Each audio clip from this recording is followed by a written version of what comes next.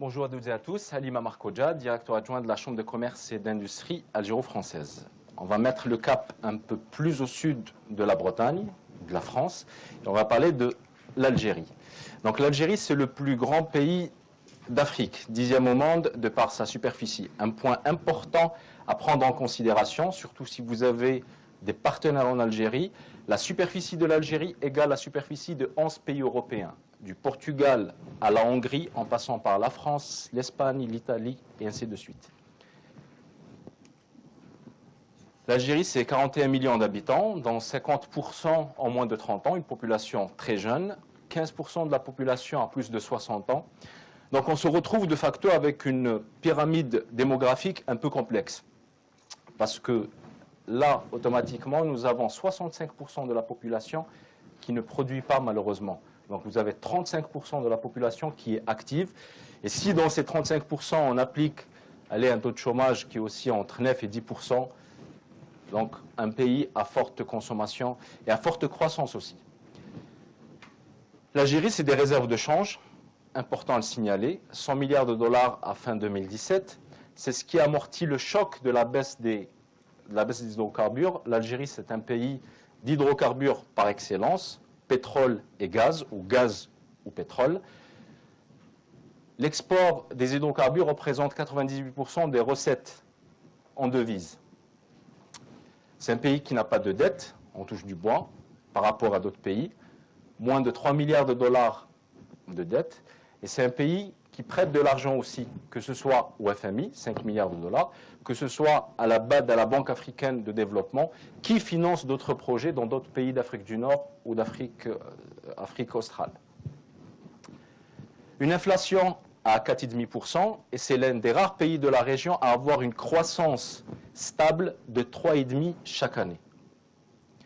Le paradoxe algérien fait que chaque année, les grandes institutions prévoient une croissance des fois quasi nulle, ou à 1%, et 3-4 mois après, tout le monde revoit ces chiffres pour dire que la croissance va être entre 3,2 et 3,8. Donc nous avons en moyenne une croissance de 3,5 depuis 10 ans.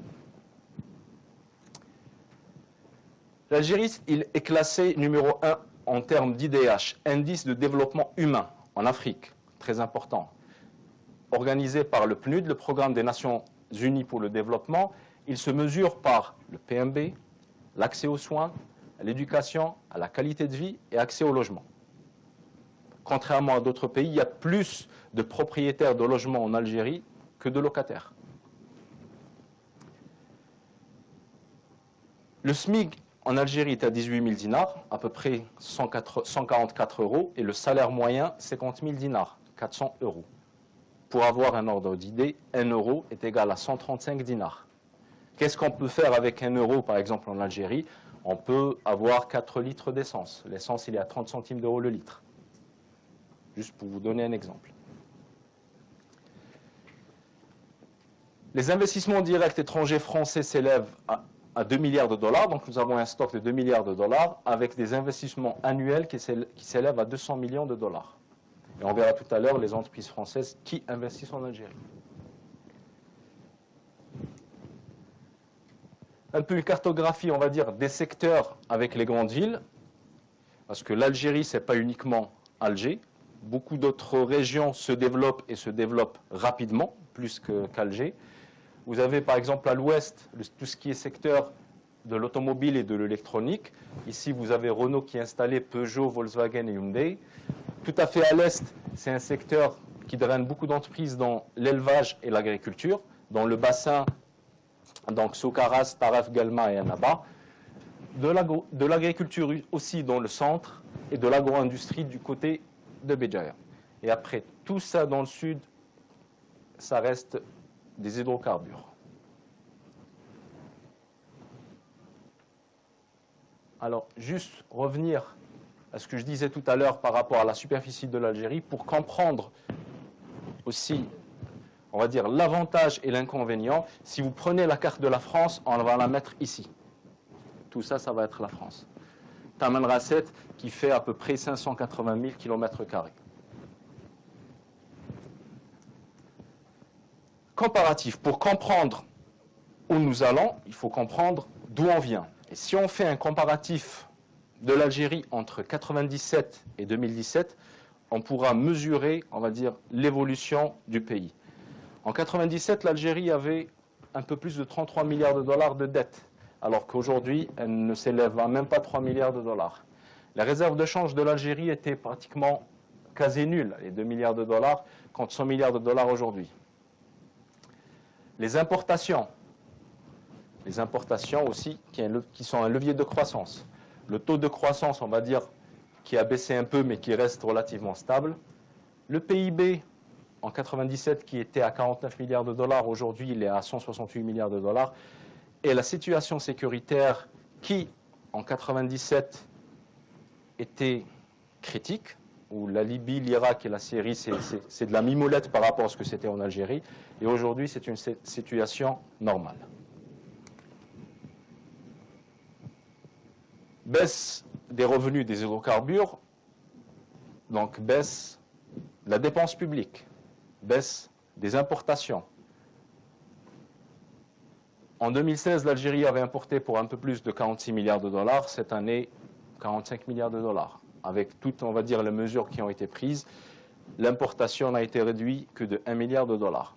Et si vous allez voir la structure des importations de l'Algérie, tout se joue ici. 70% des importations algériennes, c'est de l'outil de production, c'est des biens d'équipement. Et c'est ça ce que importe aujourd'hui l'Algérie. Ça représente 30 milliards sur les 45. C'est une part d'importation aujourd'hui qui est incompressible, ou difficilement compressible.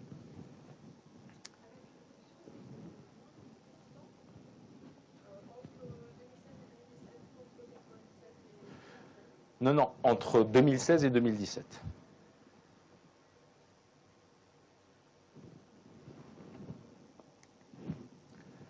Les principaux fournisseurs de l'Algérie. Donc, un partenaire de l'Algérie, le partenariat se mesure sur deux plans, en termes d'investissement direct étranger et sur le plan purement commercial, importation et exportation. Le premier fournisseur de l'Algérie, c'est la Chine, où il exporte pour un peu plus de 8 milliards de dollars. Suivi par la France, talonné tout de suite après par l'Italie, l'Espagne et la Turquie. La France exporte régulièrement en Algérie pour un peu plus de 4 milliards de dollars. C'est le deuxième fournisseur de l'Algérie.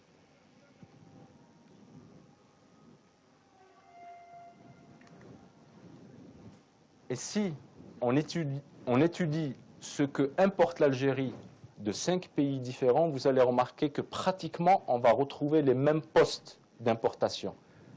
Machines et appareils, on importe de France, machines et appareils, même chose de la Chine, même chose de la Turquie, de l'Italie et de l'Espagne. On retrouve les machines à appareils en deuxième position, en première position, les métaux ferreux qu'on retrouve dans les autres pays. Uniquement pour la France qui exporte vers l'Algérie des céréales. Donc ça représente aussi les deux plus grands postes d'importation algérienne.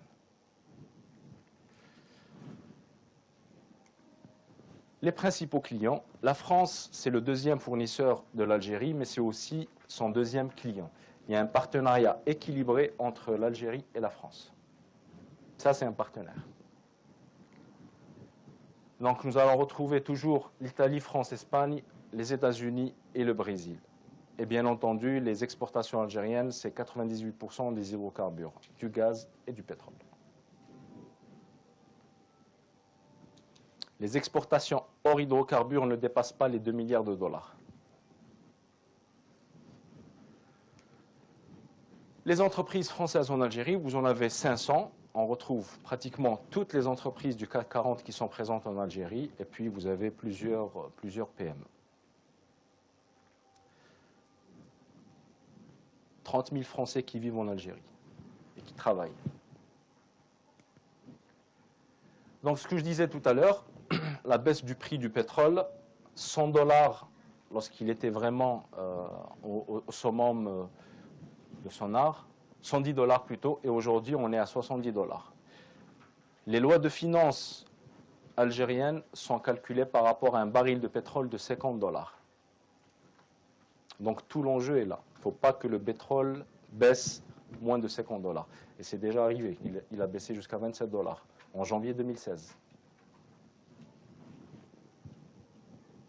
Donc, avec la baisse du prix du pétrole, donc baisse des ressources financières, priorité aux projets structurants, moins d'importations, orientation vers le développement de la production locale. Tous secteurs confondus.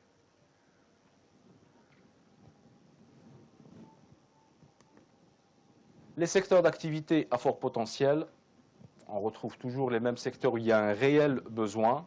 La santé, qui est un secteur important. Lorsque je dis santé, c'est équipement et matériel hospitalier, c'est médicaments. C'est un secteur quand même qui évolue de plus de 10% chaque année. On est passé de 2012, l'Algérie était importateur net à hauteur de 60% de ses besoins. Aujourd'hui, l'Algérie est importateur net de 40% de ses besoins. Les soins en Algérie sont gratuits. Les médicaments, dans la majorité des cas, sont gratuits. L'agriculture aussi, qui se développe bien. L'Algérie, c'est le premier pays importateur denrées alimentaires en Afrique. Forte consommation. Ce qu'importe aujourd'hui l'Algérie en denrées alimentaires, c'est l'équivalent de l'importation de 17 pays africains. Donc, le gouvernement algérien met les bouchées doubles dans ce secteur afin de le développer. Et ça passe par la mécanisation du secteur, l'irrigation. L'agro-industrie aussi, qui représente quand même un gros morceau, 23% du PIB algérien, où vous avez pratiquement chaque année des centaines et des centaines d'entreprises qui se lancent dans l'agroalimentaire. Surtout en ces temps où il y a une volonté réelle de réindustrialiser le pays et de donner la priorité à la production nationale. Donc freiner l'importation du produit fini et relancer la production nationale. Et après, vous avez les autres secteurs, les énergies renouvelables, le tourisme, nouvelles technologies, et ainsi de suite. Mais les trois premiers postes, lorsque je dis agriculture, c'est agriculture et élevage.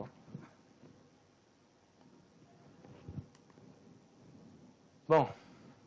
Réglementation des importations des biens et services. Là, je sens que je vais m'amuser un peu. Alors, pour l'Algérie, pour le paiement de la marchandise, de l'importation des marchandises, ça se fait soit par crédit documentaire, remise documentaire ou transfert libre. Aujourd'hui, les engagements des banques, il est à, on va dire, à 100% du fonds propre. Alors qu'il y a quelques années de cela, c'était à 4 fois le fonds propre, l'engagement d'une banque. Les avances sont limitées à 15%. Dans vos opérations d'exportation, si vous avez des partenaires en Algérie, donc il peut vous faire un acompte de 15%.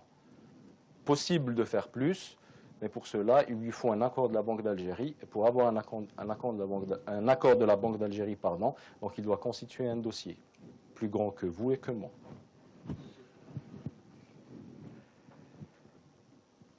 Toute assurance liée au transport doit être payée en Algérie. Ça élimine de facto quelques incoterms, on va en parler tout à l'heure.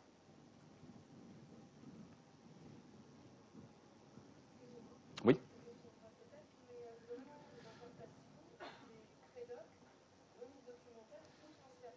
Oui.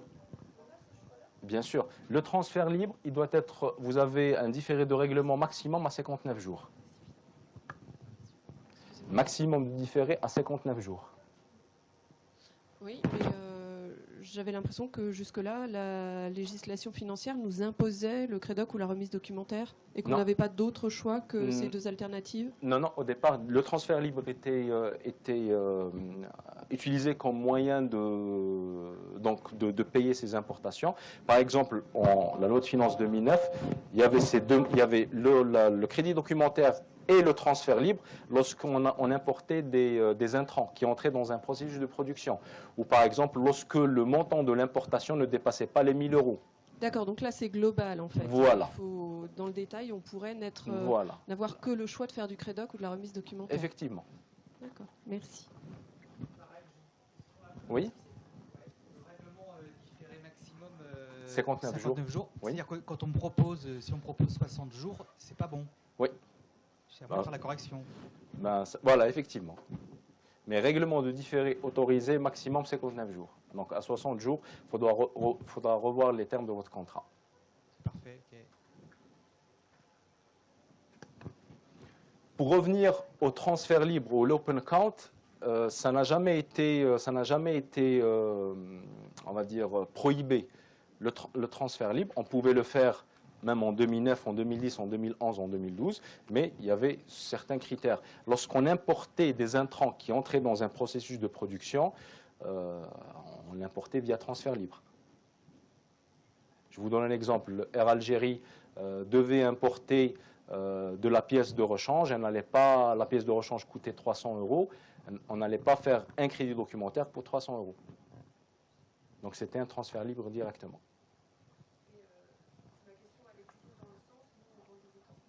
Oui. Nous, on vend des équipements, donc effectivement, pour les petites sommes, est-ce qu'il y a moyen de faire des virements et pas forcément un crédoc? Aujourd'hui, oui. Alors aujourd'hui, depuis quand, du coup? Depuis 2014. Ouais. Pour les petites sommes. Ouais, notre partenaire, c'est pas le discours qui nous tient. Je vous le dis. D'accord. Ok. Au contraire, ça va être plus simple pour lui de faire un transfert libre que de faire un crédit documentaire. Ben ouais, mais il nous dit le contraire. Mais faire une domiciliation, oui. Faire une domiciliation. D'accord, très bien. Merci. Voilà. D'autres questions sur le sujet?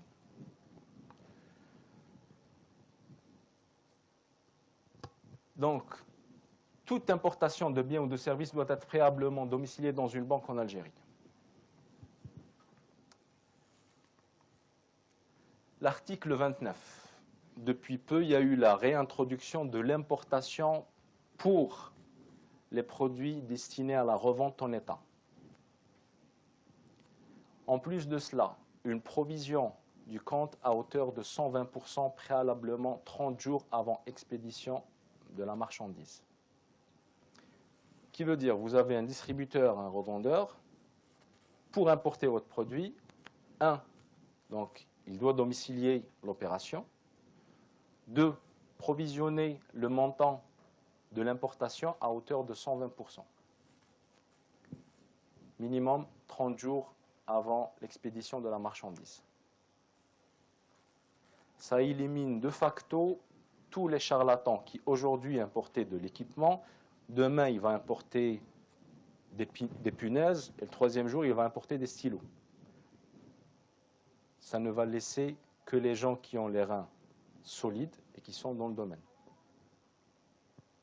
Donc, tous les petits importateurs vont disparaître. Oui.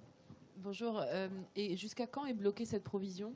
Jusqu'au paiement à l'échéance, quoi. Voilà, à réception de la marchandise. Et puis, ok, merci. Au contraire, c'est un gage de sécurité pour les partenaires parce que vous avez l'assurance d'avoir 120% du montant de la marchandise qui est bloqué minimum 30 jours avant l'expédition de la marchandise.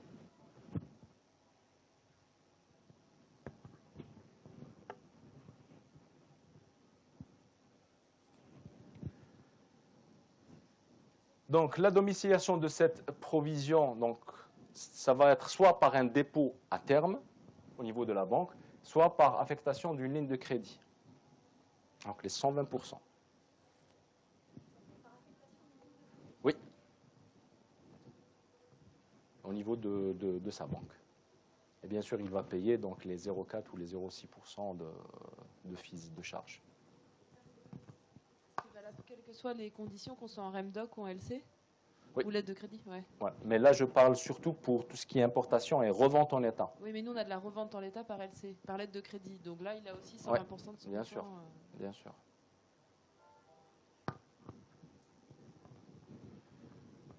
Depuis le 2 janvier, de nouvelles dispositions. Vous avez l'instauration de nouveaux droits de douane sur certains produits, qui est aussi de 30% pour la majorité jusqu'à 60%. Il y a une liste de 851 produits finis qui sont suspendus à l'importation. On pourra après vous transmettre cette liste. Là, je parle de produits finis. Et aussi l'introduction du certificat de libre circulation dans le pays d'origine.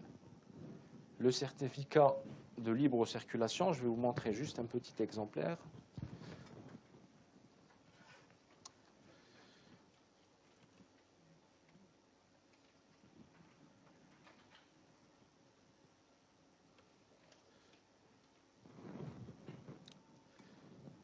Le certificat, c'est ça. Donc, attestation de libre commercialisation dans le pays d'origine et ou de provenance des produits exportés pour l'Algérie. Ça, c'est un prototype. Chaque expédition donc, de marchandises, vous devez faire signer ce document chez un organisme de certification publique qui est aujourd'hui en Algérie reconnu comme étant la CCI locale. Il doit être imprimé sur en-tête de la CCI. Donc ce sont des formulaires que l'on achète auprès de la CCI? Non, non, c'est ce formulaire-là que vous pouvez imprimer et donner à la CCI qui va l'imprimer sur son en-tête et légaliser le document. Pour toute exportation vers l'Algérie? Ouais. Voilà. Donc, oui, bonjour. Oui. J'ai aussi une question. C'est bien ce document-là qu'on doit signer ou, parce qu'en interne on se faisait la proposition, ou est-ce qu'on peut signer un certificat de vente libre sur lequel que propose un site comme l'Espadon et qu'on ferait valider par la DDPP, ou il faut bien signer ce document et etc. Et, en clair, il y a un circuit officiel français qui propose un document similaire. Est-ce qu'on doit passer par le circuit officiel français ou ce document exactement que propose l'Algérie? Moi, si j'étais vous, je vais opter pour ce document. Parce que vous savez, des fois, vous avez affaire à des gens qui sont dans l'administration, qu'ils soient à Alger ou qu'ils soient ici ou dans le sud. Lui, il est figé. Il dit, voilà, certificat de libre circulation, ça doit être ça. S'il reçoit un autre document qui peut être interprété comme tel, il pourra refuser et rejeter le dossier. Bon, donc vous m'encouragez fortement à signer ce document. Ce document, l'imprimer en tête CCI et le faire signer. C'est noté. Merci. Non, non, c'est la CCI du pays de départ. Par exemple, vous, si vous êtes affilié ici et si vous êtes basé ici à Rennes, ça va être la CCI de Rennes ou la CCI de Quimper ou la CCI de Brest. Parce que pour avoir interrogé la CCI Saint-Malo, on est établi, leur discours c'était qu'ils refusaient de mettre un certificat de libre vente à leur en-tête. Eux, ils ne peuvent que légaliser la signature du représentant de l'entreprise qui a fait la demande. Ouais. Mais c'est différent d'avoir un document à leur en-tête. Oui, je suis tout à fait d'accord avec vous parce que nous avons eu beaucoup de ces retours-là de la part de beaucoup de CCI. Nous avons interrogé l'établissement qui a émis ce document, qui est l'ABEF, donc l'Association des banques et établissements financiers, qui dit aujourd'hui, nous reconnaissons la CCI comme étant un organisme certificateur public. Je ne parle pas d'organisme privé, public. Donc, il y a quelques CCI qui ont imprimé le document en tête, ils l'ont visé, la marchandise est passée. D'autres CCI n'ont fait qu'imprimer le document, ils ont apposé leur signature et le document a été refusé.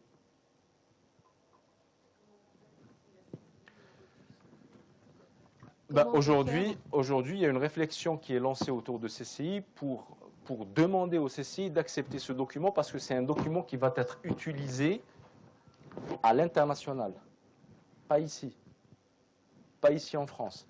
Ce problème, par exemple, dont je vous parle, moi je suis CCI française en Algérie, nous avons remarqué qu'on était les seuls à soulever ce problème.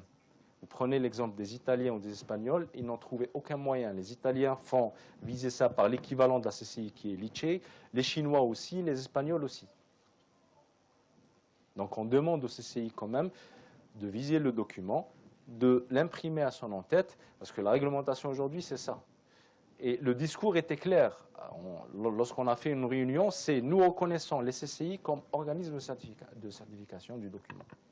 Et ce document, il doit être joint au colis ou envoyé au client? Au préalable, envoyé au préalable. Le document doit être envoyé au préalable donc à votre client et puis aussi joint avec la marchandise. Mais envoyé au préalable pour que et le aussi client... présent dans l'alias documentaire sur le colis. Bien sûr. D'accord. bien sûr. Et ça, oui. c'est indépendant de la licence d'importation? Non, on ne parle plus des licences d'importation. Ça se substitue? Non, nous ne parlons plus. Alors, les licences d'importation, toutes les licences ont été abrogées, sauf pour l'automobile. Donc, on ne parle plus de licences d'importation. Très bien, merci. Ça va être ce document. Excusez-moi. Oui. Concernant ce document, si j'ai bien compris, c'est notre CCI qui le signe. C'est votre CCI qui le signe, voilà, c'est ça. Et vous avez dit qu'il faut le légaliser. Enfin, légaliser, c'est mettre le tampon et signer. Parce que légaliser, c'est normalement authentifier la signature, puis passer auprès de l'ambassade du pays pour légaliser la signature. Pas via les consulats. Généralement, c'est le consulat. Lorsqu'on dit légaliser, c'est au niveau de la CCI qui vont mettre le tampon et plus signature. En gros, ils signent juste, quoi. Voilà. Et en tête de la CCI. D'accord. On insiste sur ce point. Jusqu'à aujourd'hui, le discours, c'est ça. C'est la CCI imprime le document à son en-tête, le tamponne et le signe. D'accord. Et ce document, il s'inscrit, donc, comme vous disiez, dans l'alias documentaire lors d'une exportation. Mais est-ce qu'il est demandé pour tout ce qui est enregistrement de produits? Non. Non, c'est que pour les exportations. Uniquement pour les exportations. Ok, très bien. Merci. Oui, madame. Ce document-là, il est en vigueur depuis... le 2 janvier. 2018. Oui. D'accord. Et je voulais savoir si ça remplace le certificat d'origine qui est actuellement en fait demandé dans les exportations. Non, ça ne remplace pas le certificat d'origine. Ouais. Donc, quelles sont les différences en fait du contenu des deux documents? Parce que pour moi, c'est un peu pareil. Certificat de provenance. Oui, mais ça va être que la CCI va certifier que le produit circule librement dans le pays ou dans le territoire.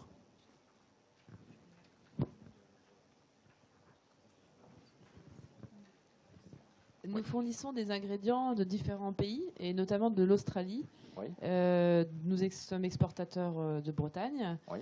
Du coup, comment ça se passe? On va avoir ce certificat à faire viser par la CCI de Rennes pour une exportation de l'Australie.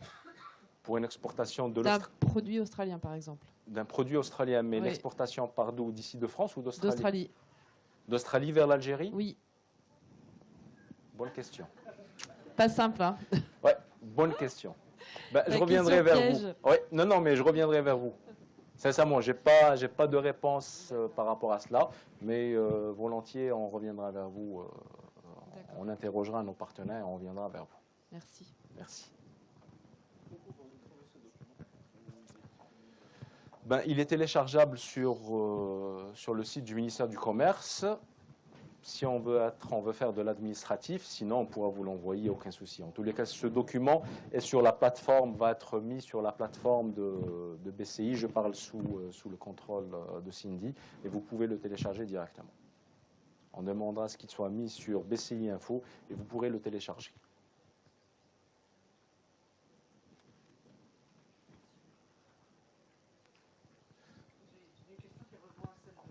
Oui. J'ai une question qui se rapproche un petit peu de la remarque de madame juste avant. Nous, on commercialise des produits fabriqués ici, en Bretagne. Et dans la panoplie, dans notre basket, il y a également des produits dont on fait brand labeling fabriqués ailleurs ou carrément chinois, par exemple, fabriqués en Chine. Alors cela, il faut faire quoi? Il faut faire deux lettres ou lettre pour les produits fabriqués ici et une autre pour les autres produits? Je pense que c'est ça. Hein. Si on suit vraiment ce qui a été mis en place, parce que le document, qu'est-ce qu'il dit? Donc l'autorité compétente, ça va être la CCI par exemple, atteste à la demande de telle entreprise que les produits, par exemple, relevant des ou sous position fabriquées par, vous mettez l'entité, le nom de l'entité, sont conformes à la réglementation en vigueur ou à défaut aux normes internationales en matière de sécurité et de protection du consommateur.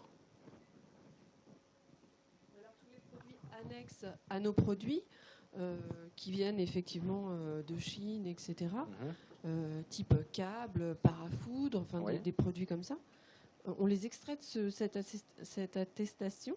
Non, mais si on comprend bien ce qui a été mentionné, mais ces câbles et ces parafoudres, sont libres de circuler ici. Vous pouvez les vendre à une entreprise française. Voilà. Oui, ce sont des accessoires complémentaires à voilà. nos produits. Voilà. Donc ça englobe, on fait une seule attestation pour l'ensemble des produits, même s'ils ne sont pas fabriqués par nous, du coup. Mais on parle bien d'attestation de libre circulation, qu'ils peuvent circuler librement et qu'ils répondent aux normes. D'accord.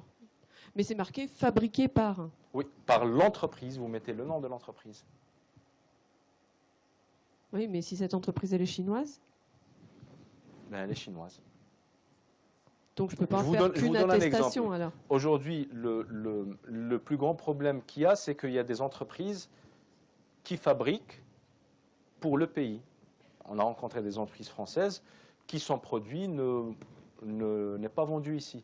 Il fabrique à la demande du client algérien. Donc il ne peut pas apposer ce document parce que son produit n'est pas enregistré en France, il est enregistré à l'international. Et ça, c'est une grosse problématique.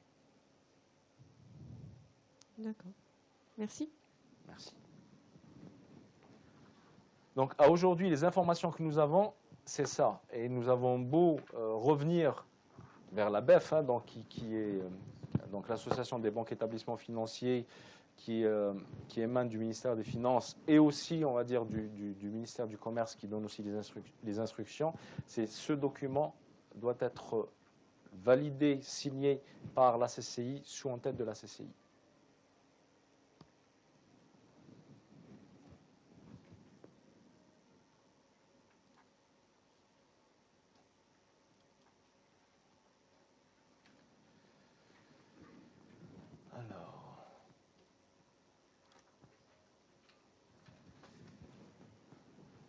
Donc, on reprend les dispositions importantes. Domiciliation dans le cadre de l'importation et revente en état. Domiciliation de l'opération minimum 30 jours avant expédition de la marchandise et que votre client doit impérativement donc, provisionner son compte à hauteur de 120% minimum. Et aussi, depuis le 2 janvier, donc, le certificat de libre circulation, vous avez toute une liste que vous pouvez bien sûr télécharger, liste de produits finis qui sont suspendus provisoirement à l'importation et aussi une liste de produits qui les droits de douane ont augmenté et l'augmentation aussi entre 30 et 60%. Et là, on parle de produits finis.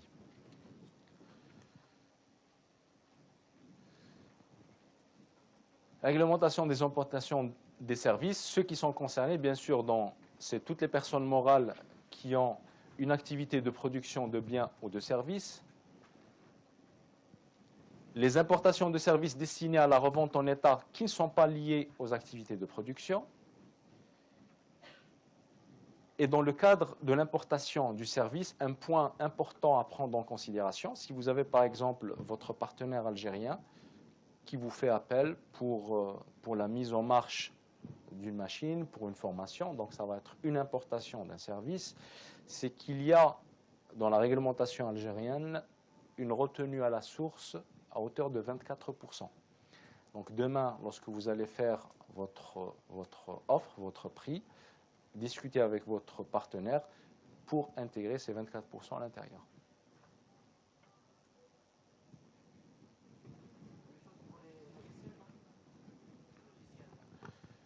Logiciel, c'est un peu plus délicat. Donc, ça va être le contrat de travail qui doit être déposé, ça va être le contrat commercial qui doit être déposé au préalable par votre client et discuter ça avec l'autorité qui est sa banque et la Banque d'Algérie pour voir comment faire passer le logiciel.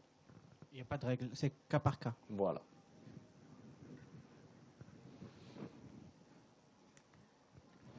J'avais dit tout à l'heure, on parlera des incoterms. Donc, vous avez les incoterms qui sont utilisés et d'autres qui sont prohibés.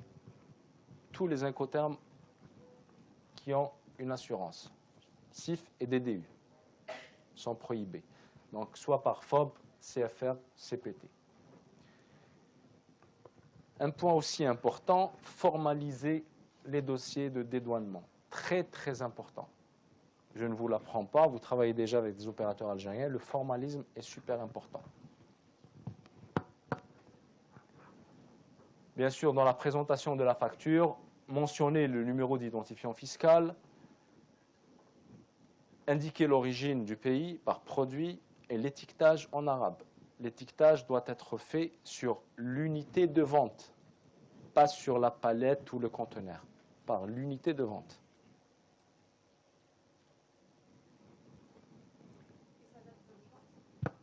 L'étiquetage, en arabe, c'est depuis 2009. On parle d'étiquetage. Parce que vous avez la possibilité, votre importateur a la possibilité d'étiqueter sur place.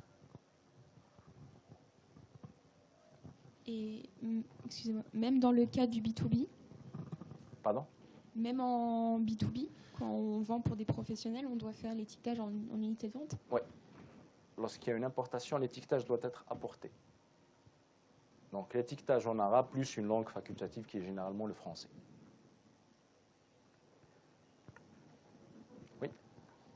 Notre partenaire algérien nous impose du CIP. On lui propose du FCA ou du CPT, il nous impose du CIP. Pourquoi? On ne sait pas. Parce qu'il y a l'assurance et qu'il veut que ce soit assuré.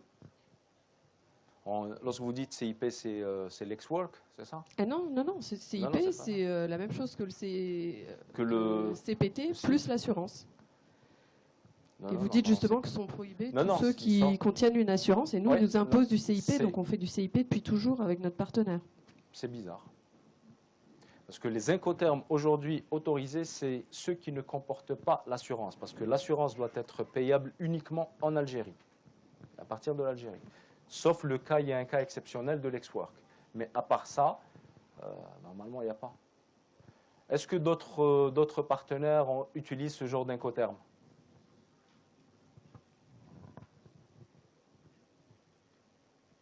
Et c'est quoi comme marchandise, s'il vous plaît, comme équipement? Ouais. Depuis 2009, c'est les seuls incoterms autorisés. Ouais. Et c'est qui votre partenaire, votre client? Oui. Le groupe Kerbouche de Tlemcen? D'accord.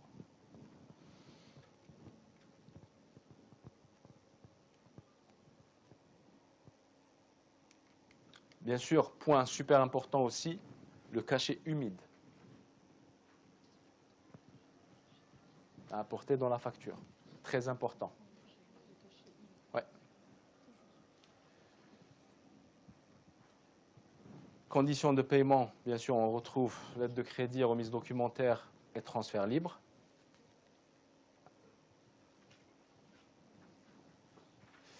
Indiquer les prix en devises convertibles et en hors taxe.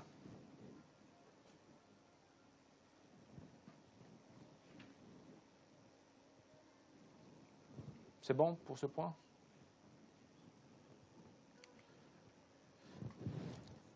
S'implanter en Algérie. Vous avez 3 formes d'implantation. Surtout qu'aujourd'hui, les autorités encouragent la production nationale. Donc vous avez la possibilité d'avoir un bureau de liaison. Vous avez la possibilité d'avoir un établissement permanent dans le cas d'exécution de marché ou de marché public ou de contrat, on va dire, à terme. Et aussi dans le cadre du 51-49. Le 51-49, ça voudra dire que vous devez absolument avoir un ou plusieurs partenaires algériens à hauteur de 51% du capital. Ça ne veut pas dire que celui qui a la plus grande part qui est responsable de l'entreprise, parce que vous avez à côté le pacte d'actionnaires qui définit qui fait quoi.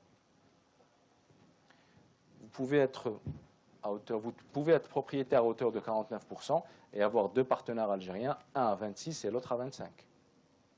Et aussi, vous avez le pacte d'actionnaires. Si vous avez un partenaire algérien à 51%, vous avez aussi le pacte d'actionnaires.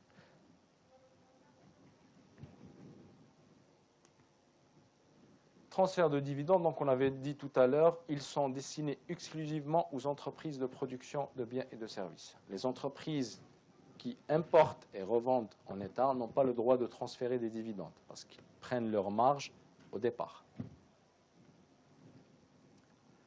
Et bien sûr, un point super important la traçabilité du capital. Lorsque vous créez une entreprise en Algérie, il y a un document super important, c'est le justificatif qui démontre que vous avez transféré de l'argent de votre compte ici en France ou ailleurs vers un compte algérien pour la création du capital de la société. Et ce document, vous devez le garder précieusement.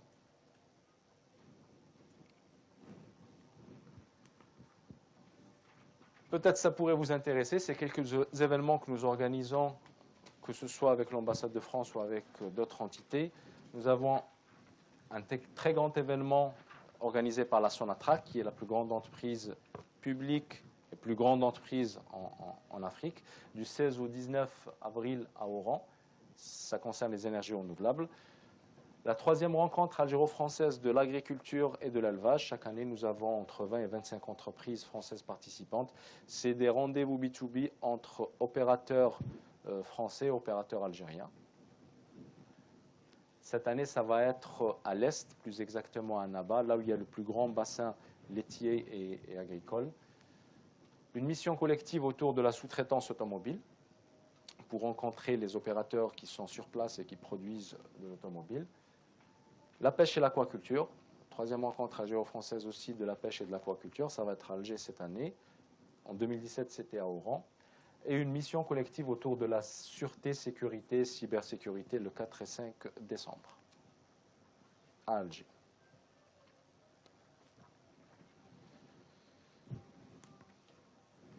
L'approche du marché. L'Algérie plutôt émotionnelle que rationnelle. Savoir prendre son temps. Très important. La concurrence est déjà là. Beaucoup de concurrents, espagnols, italiens, chinois, et qu'on arrive à retrouver dans plusieurs villes algériennes, en dehors d'Alger. L'importance du formalisme, je reviens toujours, l'importance du formalisme, très important. En face, votre partenaire algérien fait face aussi à une administration, où des fois les agents sont figés. Très, très important. Attention aux intermédiaires. Les bouches à oreille où moi je connais le cousin de la femme de ménage, de la belle-mère, du truc qui connaît, oubliez. Il faut vous faire accompagner par des professionnels. Le contact personnel est important, voire primordial. Je rencontre beaucoup de chefs d'entreprise qui me disent qu'ils ont des difficultés à travailler avec des opérateurs algériens. Ils essayent de travailler avec l'Algérie depuis 3 ans en envoyant de simples mails pour dire voilà, nous sommes telle entreprise, nous proposons cela. Ça ne marche pas. Je pourrais dire aussi, si vous voulez réussir en Algérie, et s'il y a bien un pays où il faut observer la règle des 3 P, c'est bel et bien l'Algérie. Patience, persévérance et présence. Il faut être sacrément patient. Persévérant, ne pas lâcher. Ne pas lâcher parce que c'est un pays d'avenir. C'est un pays qui honore ses engagements. C'est un pays où, dans la plupart des cas, il n'y a pas eu de défaut de paiement. Je dis bien dans la plupart des cas. Je rencontre beaucoup de chefs d'entreprise qui préfèrent travailler en Algérie en me disant qu'ils pourraient rencontrer toutes les tracasseries administratives inimaginables et pas possibles, mais ils sont sûrs d'être payés. Sur ce point, ils sont super à l'aise. Alors que dans d'autres pays, ils peuvent vraiment faire des contrats, conclure des affaires, mais le paiement après,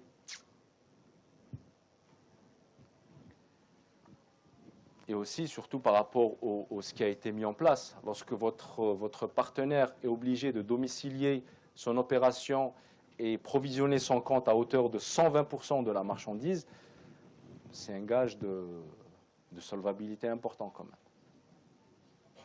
Et aussi, il faut être présent. Il faut être présent, je ne vous l'apprends pas, je vois beaucoup de visages que j'ai vus à Alger, que j'ai vus en dehors d'Alger, voilà, il faudra venir rencontrer votre partenaire, allez voir avec lui son banquier, allez voir aussi l'administration, ça vous permettra de mieux comprendre et de mieux mesurer, on va dire, des fois les difficultés auxquelles il fait face. Des fois, votre partenaire, il est plus que solvable.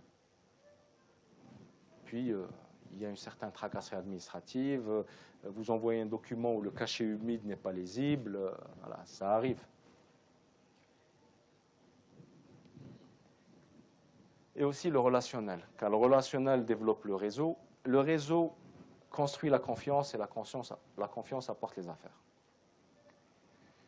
Pour finir, juste un dernier conseil, lorsque vous décidez de travailler avec l'Algérie, il faudra être très orienté à l'Algérie. Il ne faut pas dire, voilà, moi je vais attaquer l'Algérie, le Brésil et la Chine.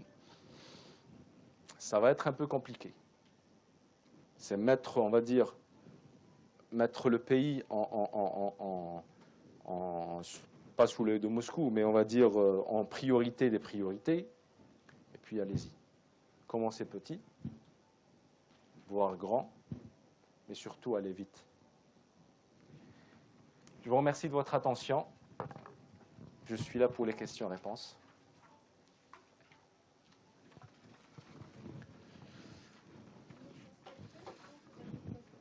Pardon ?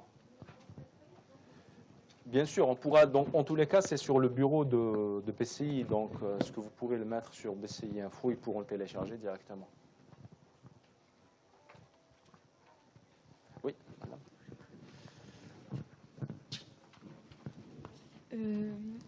J'avais une question par rapport à le principe de la domiciliation préalable. Oui. Nous, on est une entreprise qui achète, enfin, qui revend des produits alimentaires français pour des professionnels, donc de la revente en l'état. Ça veut dire qu'on ne peut pas garantir une livraison sous moins de 30 jours après un passage de commande de nos clients. C'est ça, enfin, c'est la question. Lui, il doit domicilier l'opération d'importation minimum 30 jours avant la livraison. C'est que s'il veut que son produit rentre en Algérie le 25 février, c'est que le 24 janvier, l'opération est domiciliée et provisionnée à hauteur de 120%. D'accord, parce que nous, on met déjà en place des commandes à la semaine. Ouais. C'est pas possible en Algérie. Non.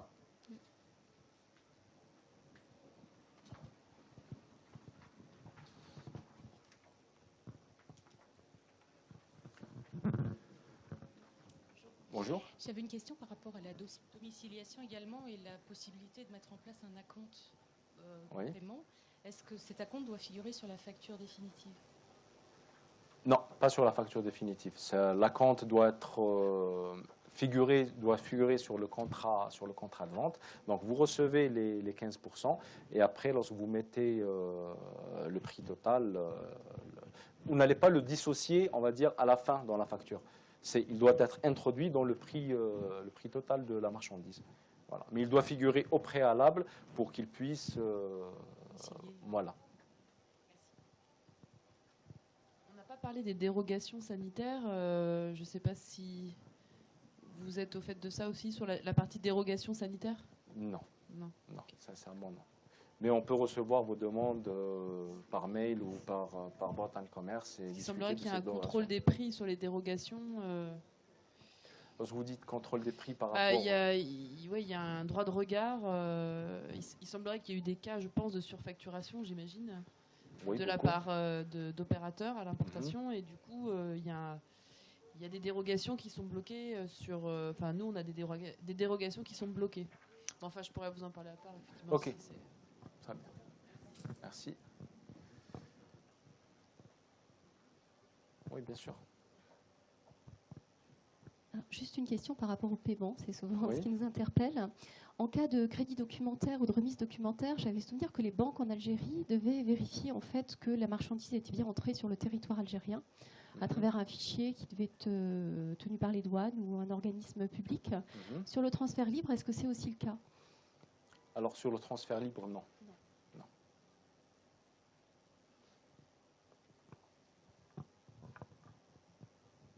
Par contre, aujourd'hui, il n'y a pas beaucoup d'entreprises qui utilisent le transfert libre. Au contraire, les opérateurs, les partenaires, qu'ils soient français ou autres, privilégient le crédit documentaire. Voilà.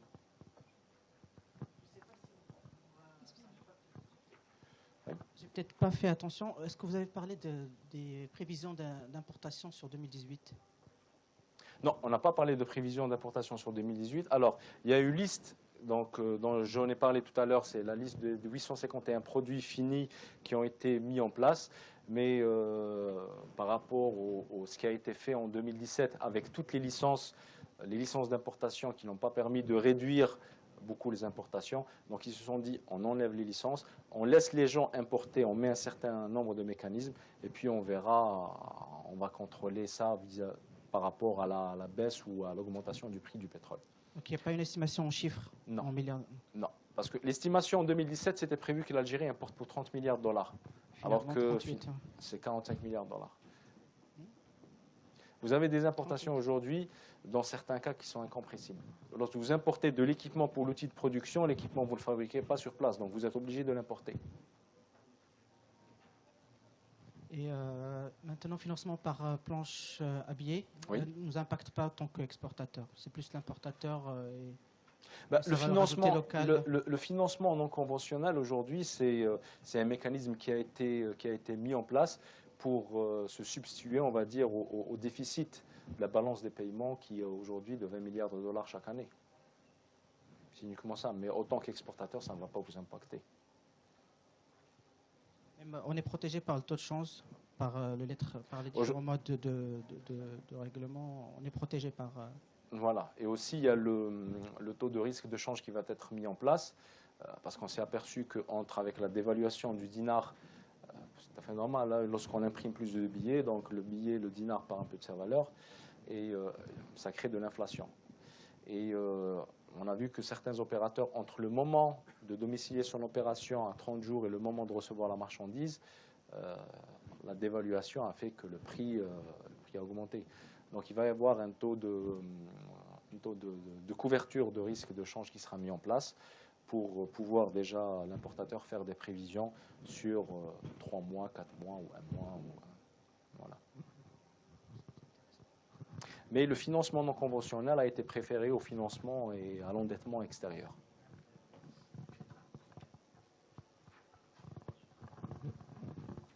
Moi j'avais une question au sujet des licences d'importation. Oui. Vous avez dit tout à l'heure qu'elles étaient supprimées. Oui. Donc on est bien d'accord que... Uniquement pour l'automobile. Elles ont été supprimées, toutes supprimées, mais gardées uniquement pour l'automobile. Voilà, c'est ça. Donc ça veut dire que pour les produits qui peuvent encore être exportés vers l'Algérie, il n'y a plus de quotas. Voilà. D'accord, on est bien d'accord. Il faudra vérifier si le produit ne figure pas dans la liste des 851 mais s'il n'est pas sur la liste, il n'y a plus de quotas. Voilà. Très bien, merci. Monsieur. Une question sur le matériel d'occasion. Oui. Avant, ça a été interdit. C'est toujours le cas, sauf dans tout ce qui est unité de production qui a été retapé, mais le matériel d'occasion roulant est toujours interdit d'importation. Voilà. Oui, j'ai encore une question. Bien sûr. On est là en l'occurrence, nous, on exporte en Algérie des ingrédients laitiers, plus précisément de la poudre de lait 0%. Oui. Pour nous, elle n'est pas concernée par la loi du début janvier 2017 là, sur les produits 2018. Pour vous aussi, c'est clair à ce niveau-là. Si elle ne figure pas dans la liste, ouais, bien sûr. Il n'y a pas un changement qui va venir en avril ou en mai. A priori, elle ne figure pas dans la liste. Aujourd'hui, elle ne figure pas dans la liste. Bon, dans 3 mois, la liste va être révisée. Ah, et voilà, c'est ma question. Nous sommes un pays en marche. Bon, ok. Non, dans 3 mois, la liste va être révisée parce qu'il y a eu aussi beaucoup de producteurs qui ont été impactés. Il y a certaines matières premières qui figurent et voilà. Vous savez, lorsque vous avez quelqu'un qui a une hémorragie, le premier truc qu'il va faire, c'est quoi? On va mettre un garrot pour freiner. Voilà, on met un garrot et puis on regarde petit à petit, on dessert, on met de l'alcool, de la bétadine, ainsi de suite. Juste pour information, sur certains produits, ils ont enlevé les licences d'importation mais remis un quota. Nous, on est impacté, donc je confirme. Pardon? Sur tout ce qui est produits agricoles, je sais qu'il y a des quotas, en tout cas, qui sont mis en place. Alors, des quotas, non. Il y a des produits qui sont interdits, suspendus à l'importation actuellement. Vous êtes, par exemple, c'est quel produit? Tout ce qui va être intrant de matières premières dans l'élevage. Aujourd'hui, on est soumis à des quotas. Enfin, c'est pas très clair encore avec le ministère de l'Agriculture, oui. mais il y a des quotas qui ont été mis en place. Et on ne sait pas comment ça marche, mais on sait qu'il y a des quotas. Oui, la semaine dernière, on a déjeuné avec un administrateur chez nous qui est patron d'un grand groupe privé, grand groupe français qui importe des intrants, qui le vend aux agriculteurs. Donc lui, pour eux, ça va être de l'importation et revente en état, mais pour l'agriculteur, ça va être des engrais pour la production. C'est un sacré problème pour lui. Donc il va voir le ministère du Commerce pour y me dire cela. C'est le groupe oui et non? D'accord, ok. Monsef, voilà. Mais effectivement, on avait déjeuné avec Monsef.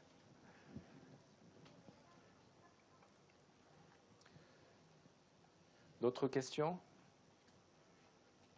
Est-ce qu'il y a un point que vous souhaitez qu'on en parle un peu plus?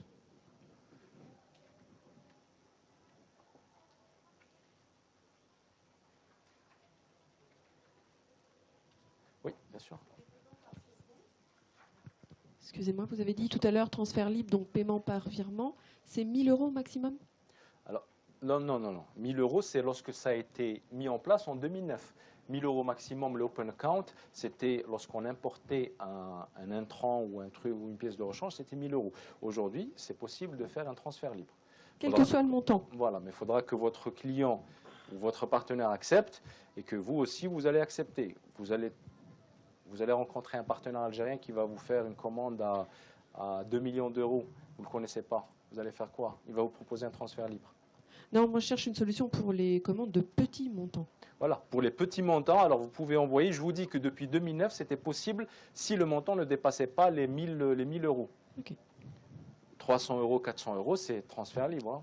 Donc virement, voilà, virement, libre, voilà, virement on peut l'account, effectivement. Et ça, c'était depuis 2009. Merci. Voilà.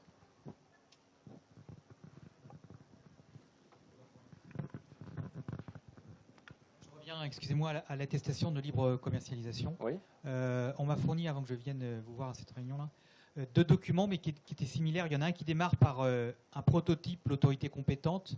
Je crois que c'est celui que vous avez montré. Et oui. J'en ai un autre où il n'y a pas marqué prototype et il y a marqué chambre de commerce. Alors, lequel est le bon, enfin, dans ces deux-là? Moi, je vais privilégier ceux-là. Prototype. Voilà, moi, je vais privilégier ce document. Pourquoi? Parce que ce document, il a été donc envoyé par l'ABEF à toutes les banques. Lorsque je dis l'ABEF, c'est l'Association des banques et établissements financiers qui envoie à toutes ces banques, les banques qui représentent l'ABEF, qui, elles, envoient aussi à toutes leurs succursales et filiales. Et je disais, l'Algérie, si vous avez une banque qui est à 800 km, je vous assure qu'elle a reçu ce document. Donc lui, s'il reçoit ce document, il va exiger ce document. S'il reçoit un autre document, d'accord. Voilà. Et surtout si votre partenaire algérien est domicilié dans une banque, par exemple, qui n'est pas française. Ouais. Vous envoyez vers la Société Générale, Natixis ou BNP Paribas, Alger, ou dans une grande ville algérienne, il n'y a aucun souci. Mais des fois, vous envoyez vers une banque qui est une banque publique qui a reçu ce prototype, elle va exiger ce prototype. Okay. Parce qu'attention, des attestations comme ça ont été refusées. Lorsque le document n'est pas en tête de CCI, la banque algérienne refuse le document. Et il y a eu plusieurs cas. Bon, on exige qu'il soit en tête de la CCI. C'est noté. Merci. Voilà. Donc, et après, comme je disais, vous avez des documents qui ont été acceptés chez Natixis mais refusés chez Société Générale et vice-versa. Et puis, je pense qu'il faudra patienter encore quelques jours. Ça va être clair d'ici la fin du mois. Parce qu'il y a du coup réunion sur réunion. On s'est aperçu la dernière fois que ce document, qui est un pays, par exemple le Brésil, exige un document qui ressemble plutôt à cela. Et que les opérations sont concrétisées le plus normalement du monde. Donc, il y a plusieurs réunions entre les opérateurs algériens, les banques, l'association des banques et les services du ministère du Commerce pour trouver, on va dire, le cheminement adéquat qui va qui va faciliter les opérations entre l'Algérie et ses pays partenaires.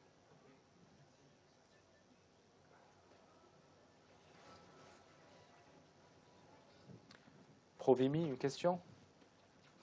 C'est bon?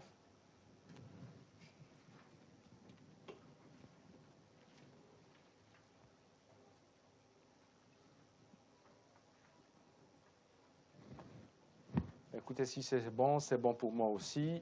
Vous allez trouver donc l'attestation sur le site de BCI Info. Je parle toujours sous l'autorité de BCI Info pour mettre le document pour le télécharger. Sinon, nous sommes là pour répondre à vos questions par mail. Je prendrai volontiers la question de madame tout à l'heure. Oui. Donc, pour revenir vers vous par rapport à la marchandise qui vient d'Australie, et on essaiera d'apporter une réponse rapide. Pardon? Je préfère que vous me posiez la question et je vous réponds directement. Voilà, parce que ça va être au cas par cas, il n'y a aucun souci. Voilà.